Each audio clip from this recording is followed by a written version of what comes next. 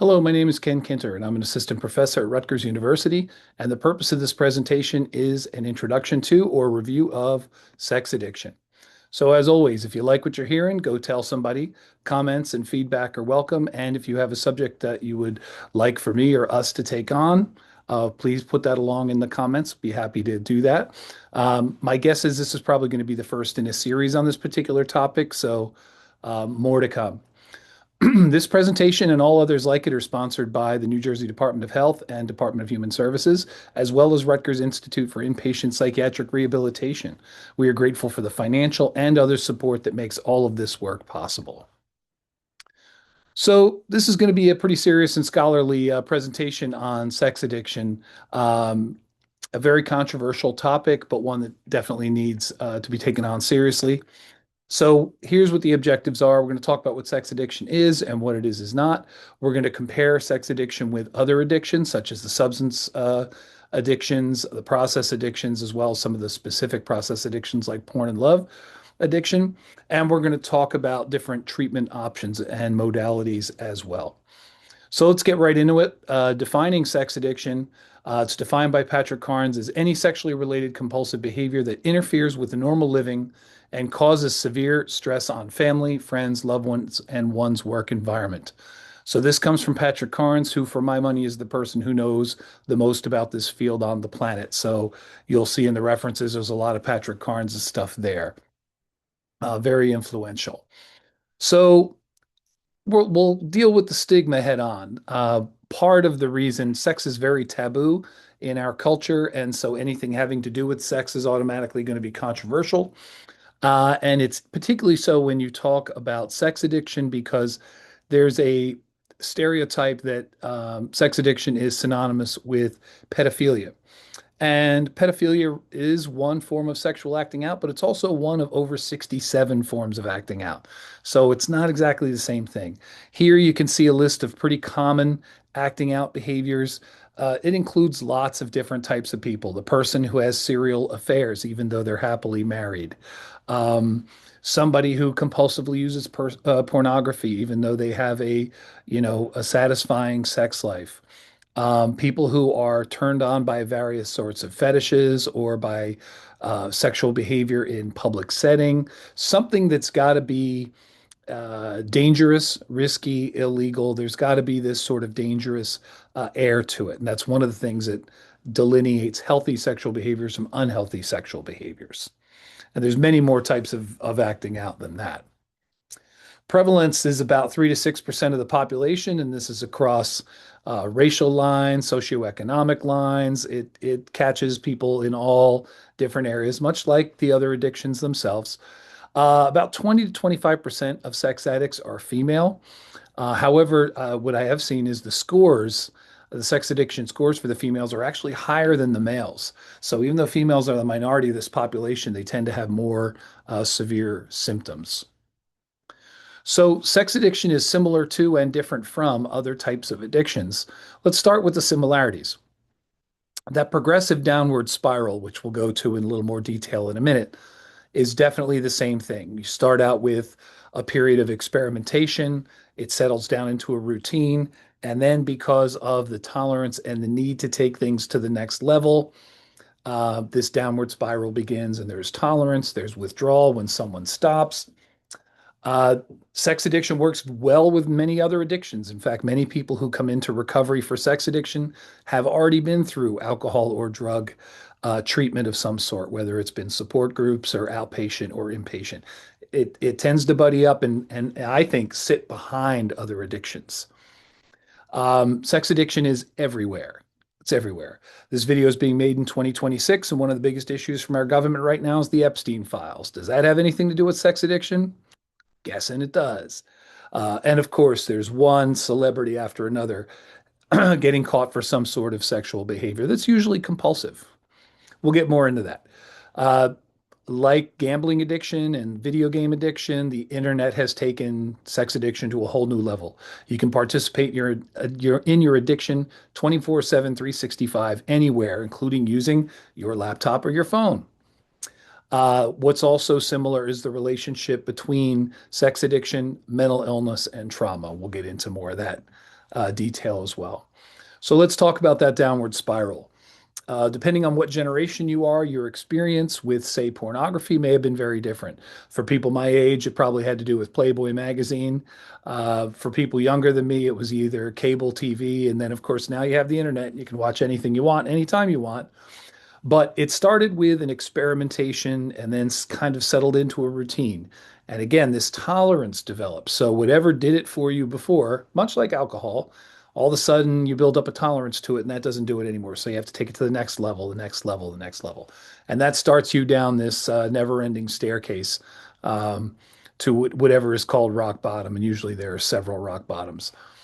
Um, People try to stop and they are unsuccessful at stopping. They have withdrawal symptoms. Um, and very often there's this cycle of broken promises where a person says, well, I did this, but I'm not going to do this. I did this, but I'm not going to do that. And of course, they promptly do that. It's almost like a dare. And so it goes further and further and further. And at a certain period of time, the pleasure in it becomes completely gone. The person derives no pleasure from these behaviors. And their whole life just becomes a cycle of hunting for this thing, getting this thing, hoping you feel all right just for a few minutes during or after, and then having to deal with the increasing consequences, which come, we'll talk about all those consequences. So that's that downward spiral. You're just heading down this never ending staircase. As we mentioned before, and this is true for all addictions. In fact, I have a couple videos. If you want to look at some of my other videos on substance abuse and specifically process addictions, they set this one up rather nicely. You'll see something very similar to this, where addiction tends to be the thing we see on the surface. And from a treatment standpoint, you have to address the addiction, get this person to get some clean time, and then you will see the signs of psychiatric distress that they were medicating with the addiction. You'll see the depression, you'll see the anxiety, you'll see mood swings, even psychosis. You'll see those symptoms that were unsuccessfully being medicated by the addiction. And then once you make some progress on those symptoms of mental illness, then you start to see the trauma. I don't know anyone that has a serious or severe sex addiction that doesn't have some sort of trauma background. I'm not saying it doesn't exist. I just haven't seen it. Trauma to me is at the root of all addictions. And then you have all these psychiatric symptoms in between. So now we've talked about the similarities and let's talk about some of the differences with the other addictions. Um, Again, I mentioned that we are in America, we're a pretty sex negative culture. Um, and the sex addiction brings that up. In fact, it's funny how the stigma works. It kind of works both sides. On one side, there's this sort of boys will be boys thing, and that men and boys are expected to want to have sexual contact with every woman. And, it's just this like insatiable drive. But then on the flip side, people with sexual related behaviors or addictions get treated much worse than even people that have committed murder. We have a registry in the state of New Jersey for anyone who's committed child sex offenses. We don't have a registry for people who've murdered people. It just doesn't work the same way. Um, so there's a strange mixed message that goes out there, and as you can see, South Park, you'll see the reference for it. I believe it was season 14, episode one, sexual healing. They talked about all of the celebrities that have been caught up in some sort of sex scandal at one point or another. They handled it very well. They kind of treated sex addiction as if it were some spooky space ghost, which is, not too different from how most people perceive it. So some of the other differences with sex addiction is that abstinence is not an option. Just because someone has a sex addiction doesn't mean you expect them to be celibate for the rest of their life. It's a matter, like I said before, of separating those healthy and those unhealthy sexual behaviors. Um, Most people, I think, would tell you, those in the recovery community, people who have been in recovery from alcohol or drug use and sex addiction, will tell you it's harder to have clean time in sex addiction than it is with people with substance abuse disorders. I don't want to make that a blanket statement across the board, but I know one gentleman, he's been clean for over 30 years from alcohol, can't get a year clean from his sexual compulsive acting out behavior. So very, very, very difficult. Use of the computers we mentioned, you don't need a drug. There's no drug. People can act out in their car, at work, in public, anywhere. The pedophilia business, I believe we've talked about already. And again, those people inhabit a special place even in the criminal justice system. I've seen people who've had their jaws broken just for the allegation, the incorrect allegation that they had a sex offense against children. And they immediately go to the bottom of the barrel in the hierarchy in the criminal justice system. Sex addiction is not in the DSM, despite the fact that Patrick Carnes pretty much laid out the diagnostic criteria for them. There are inpatient facilities, there's treatment for this. However, the DSM, as of this time, does not recognize it. And that only contributes to the stigma that this doesn't exist.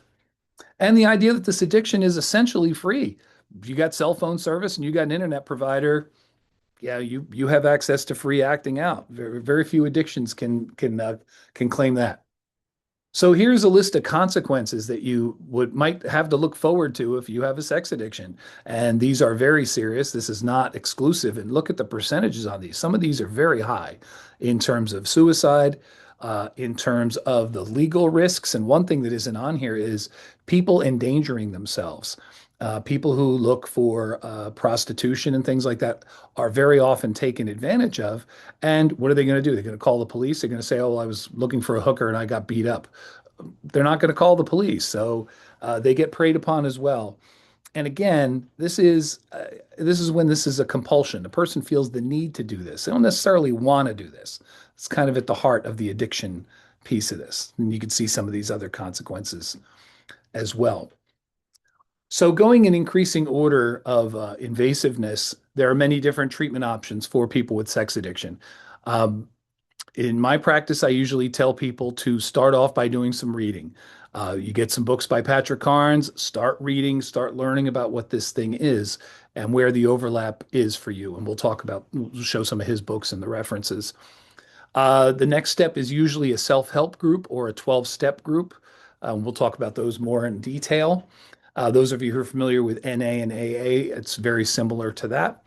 However, there's also an opportunity to use smart recovery. Smart recovery is a non-spiritual, more CBT-oriented recovery method. I have a video about it if you want to look that one up. And also, their website is great. There's also outpatient treatment. And again, outpatient treatment has to deal with trauma. If someone is doing work for addiction and they're not doing trauma work, I think you're treating the symptom and not the cause. One other thing is that as a licensed therapist, I was not trained to work with people with sex addiction at all. I went halfway through the CSAT training, and that stands for Certified Sex Addiction Treatment or Therapist. And there's the website where you can look up that information. If you are going to refer someone to treatment for sex addiction, they have to have a CSAT. It's someone who's got to have some background. They do not train traditional therapists how to work with this kind of situation. And you can make some pretty critical mistakes.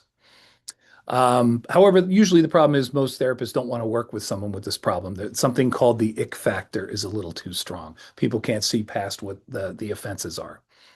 There's also treatment in the way of medication, for example, naltrexone, that they've used with other addictions to try to deal with the cravings. So there are some more medical based treatments for it. And of course, if that person is acting out because they're trying to medicate a psychiatric disorder and you treat that psychiatric disorder, hopefully that takes some of the desire away from acting out. So if the person is really bipolar and they become hypersexual when they're manic, you treat the mania, and maybe this will help. And then there's also inpatient facilities and residential facilities. And your normal dual disorder unit or psychiatric unit is not going to be able to handle this. So there really is a need to find a specialized unit, and those are out there, but I'm sure insurance is a big issue for most of those. So for those of you who don't know, who aren't familiar with the AA model, 12-step programs are how a lot of people get treatment. It's very cost effective. It's available everywhere in the community, and you can do it while still participating in your life as opposed to checking yourself in somewhere. So what that looks like is attending 12-step meetings, which are, all over the place, fellowship with group members, people that you meet in a meeting, you get their number, you get their email, and these are people that you stay in touch with. This becomes your anonymous support system. Um, Find a sponsor who's someone who can take you through the program. And then as a person is in the program for a while, they pick up sponsees. And it's funny, sometimes the sponsees help keep people well. You don't want to let the people down that are relying on you. So sometimes that's very helpful for recovery. And then a significant part of that is working the 12 steps. There's a book called The Gentle Path Through the 12 Steps, also Patrick Carnes, which is a wonderful non addiction specific book to help people through those steps because each step, it's not just a sentence or two, there are tasks involved in it, and it takes a while. I decided to work the 12 steps, and it took me 3 years to get through them, and I was pretty much on them consistently. So it's not a small thing. Each fellowship also has a big book and has step guides. So if someone is part of a fellowship, they undoubtedly have their own book and their own program that you can work through. I love the Gentle Path, but if someone's hooked up with another fellowship and they have another way, there's a lot of paths up the mountain.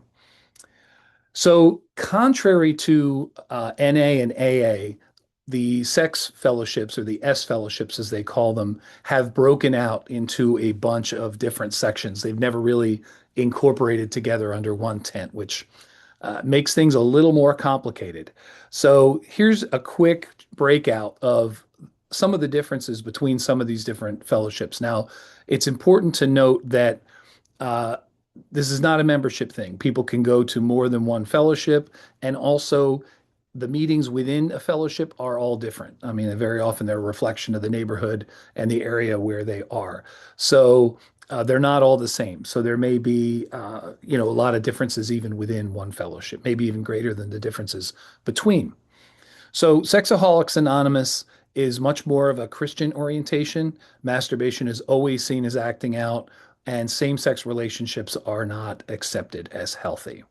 So, again, if that's in line with your belief system, then that might be a better option. And if it isn't, then it may not be. Sex Addicts Anonymous doesn't have any of that I just described, and they use the three circle method, which I'll be talking about in a little bit, where a person really defines the parameters of their own recovery. Sex and Love Addicts Anonymous includes people that go from one relationship to another. It's not necessarily about sex. It's a kind of an obsession with unhealthy relationships. If you know somebody who goes from one relationship to another, and they're all bad, kind of like what we talk about when we talk about codependency. SLAA also has more men and women in the meetings, whereas the previous fellowships tend to be pretty male dominated. So that might be something to keep in mind as well. Sexual Compulsives Anonymous, another fellowship dealing with compulsive sexual behavior. And then there is a subgroup of people that work recovery for porn addiction. So there's some controversy in the literature about whether porn is just the first step into sex addiction or whether porn addiction is kind of its own specialty. I tend to think that things start with pornography and then move forward from there. However, that may not be the case for everybody.